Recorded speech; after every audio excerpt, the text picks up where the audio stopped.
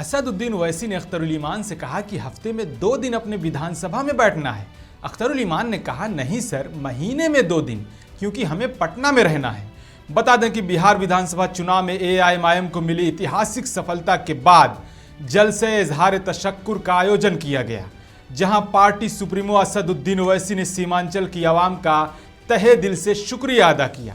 कार्यक्रम के दौरान ओवैसी ने साफ शब्दों में कहा कि मजलिस के 5 विधायक हफ्ते में 2 दिन अपने अपने विधानसभा क्षेत्र में बैठक कर जनता की समस्याएं सुनेंगे। इसी दौरान एक दिलचस्प बातचीत सामने आई है, जहां ओवैसी ने बिहार के प्रदेश अध्यक्ष अख्तरुल ईमान से कहा कि वो हफ्ते में 2 दिन अपने क्षेत्र में मौजूद रहें। अख्तरुल ईमान ने कहा कि सर, महीने में 2 दिन ठीक रहेगा, क्योंकि हमें पटना में भी रहना होता है। इस पर ओवैसी ने दोबारा स्पष्ट किया, नहीं, हफ्ते में 2 दिन जनता के बीच रहना होगा। सोशल मीडिया पर इस बातचीत का वीडियो वायरल हो गया है और लोग इसे एआईएमआईएम की जवाबदेह लीडरशिप का उदाहरण बता रहे हैं। कई लोग लिख रहे हैं कि यही है असली लीडरशिप, जहां नेता अपने विधायकों को जनता के बीच रहने का निर्देश देता है। मैंने जो आपसे वादा किया था कि कामयाबी के बाद अमूर विधानसभा में, अमूर ब्लॉक और बैसा ब्लॉक में मैं मजलिस इत्तेहादुल मुस्लिमीन का एक दफ्तर बनाऊंगा, मैं वो दफ्तर बनाऊंगा इंशाअल्लाह ताला, और 6 महीने के अंदर हमारी कोशिश होगी कि उसके काम को शुरू किया जाए।